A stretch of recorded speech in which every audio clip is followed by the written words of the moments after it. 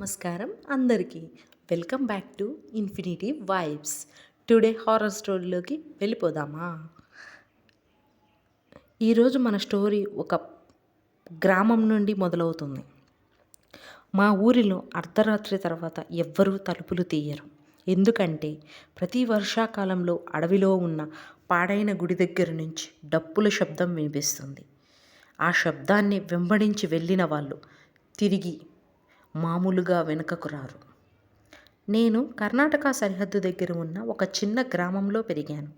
మా ఊరు చాలా పాతది. ఇప్పటికీ అక్కడి వాళ్ళు దయ్యాలు, శాపాలు, పాత కథలు, దేవతలు అంటే నమ్ముతారు. ఊరి చివర్లో ఒక పాడైన గుడి ఉండేది.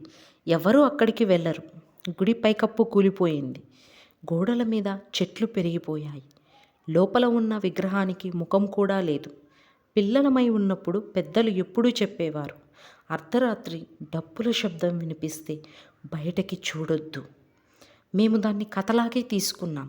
కానీ మా అన్నయ్య రవి కనిపించకుండా పోయిన తర్వాత అన్నీ మారిపోయాయి. రవి చాలా ధైర్యంగా ఉండేవాడు. దయ్యాల కథలు వింటే నవ్వేవాడు. ఒక రాత్రి భారీ వర్షం పడుతోంది. మొత్తం ఊరికి కరెంటు పోయింది. చుట్టూ పూర్తిగా చీకటి. అప్పుడే వినిపించింది ఢమ్ ఢమ్ ఢమ్ డప్పుల శబ్దం. నెమ్మదిగా, భయంకరంగా ఆ పాడైన గుడివైపు నుంచి నా అమ్మమ్మ చేతిలో ఉన్న ప్లేట్ నేలపై పడిపోయింది. ఆమె ముఖంలో నేను ఎప్పుడూ చూడని భయం కనిపించింది. ఆమె మెల్లగా అంది, ఊరంతా ఒక్కసారిగా తలుపులు మూసేసింది. ఎవ్వరూ బయటికి చూడలేదు. కానీ రవి నవ్వాడు. ఎవరో భయపెడుతున్నారు అని చెప్పి టార్చ్ తీసుకొని బయటకు వెళ్ళిపోయాడు. మేమంతా ఆపడానికి ప్రయత్నించాం. కానీ అతను వర్షంలో గుడివైపు నడుచుకుంటూ వెళ్ళిపోయాడు. డప్పుల శబ్దం ఇంకా వినిపిస్తుంది. ఢమ్ ఢమ్ ఢమ్. శబ్దం ఆగిపోయింది. పూర్తిగా నిశ్శబ్దం. ఆ రాత్రి రవి తిరిగి రాలేదు. మరుసటి రోజు ఊరంతా వెతికింది. గుడి మెట్ల దగ్గర అతని చెప్పులు దొరికాయి. మట్టితో నిండి ఉన్నాయి. వాటికి పక్కనే కొన్ని అడుగుల ముద్రలు ఉన్నాయి. అవి మనిషి అడుగులు కాదు, వెనక్కి తిరిగిన కాళ్ళ ముద్రలు. అమ్మమ్మ అవి చూసిన వెంటనే ఏడవడం ప్రారంభించింది. ఆమె ఒక్క మాట మాత్రమే చెప్పింది, అది ఆమె. ఆ సాయంత్రం ఊరి పెద్దలు నిజం చెప్పారు. చాలా సంవత్సరాల క్రితం దేవమ్మ అనే ఒక యువతి ఉండేది. ఆమె చేతబడి చేస్తుందని ఊరి వాళ్ళు నమ్మారు. పంటలు పాడవడం, పిల్లలు అనారోగ్యం పాలవడం అన్నింటికీ ఆమెనే కారణమని అనుకున్నారు. ఒక వర్షపు రాత్రి ఆమెను ఈడ్చుకుంటూ గుడి దగ్గరికి తీసుకువెళ్ళారు. చితకబాదారు. ఆ తరువాత గుడి వెనుకన ఉన్న బావిలో బ్రతికుండగానే పడేశారు. చనిపోయే ముందు దేవమ్మ ఒక్క మాట అంది, ప్రతి వర్షాకాలంలో నేను ఒక ప్రాణం తీసుకెళ్తాను. అప్పటి నుంచి ప్రతి ఏడాది వర్షాకాలంలో డప్పుల శబ్దం వినిపిస్తుంది. ఒకరు కనిపించకుండా పోతారు. 3 రోజుల తరువాత అర్ధరాత్రి మా ఇంటి తలుపుల దగ్గర తట్టిన శబ్దం వినిపిస్తుంది. ఠక్ ఠక్ ఠక్.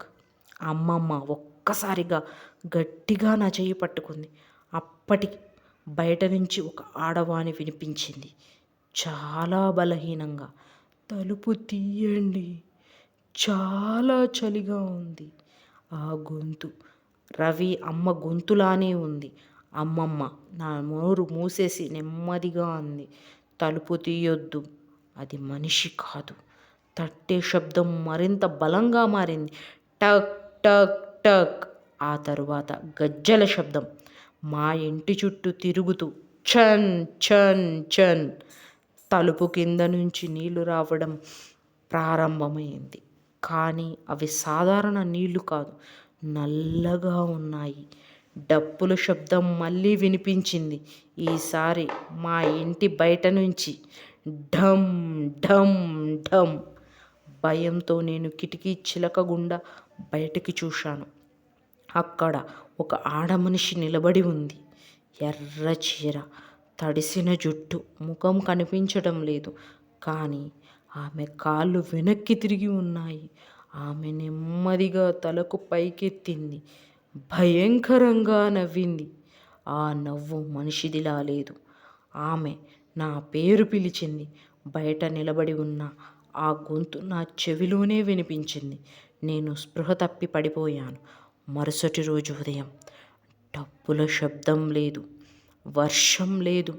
కానీ మా ఇంటి ముందు మట్టితో ఉన్న అడుగుముద్రలు కనిపించాయి. లోపలికి వచ్చాయి, బయటకి వెళ్ళలేదు. అమ్మమ్మ కనిపించలేదు. ఆ ఘటన తరువాత ఊళ్ళో వాళ్ళు ఆ గుడిని పూర్తిగా మూసేశారు.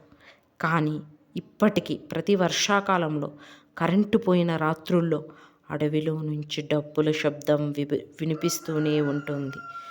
మీరు అయితే ఆ అర్ధరాత్రి ఆ గుడికి వెళ్తారా?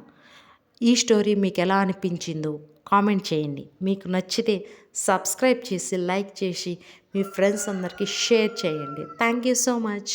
Thanks for watching Infinity Vibes. For more videos of horror, please subscribe to our Infinity Vibes.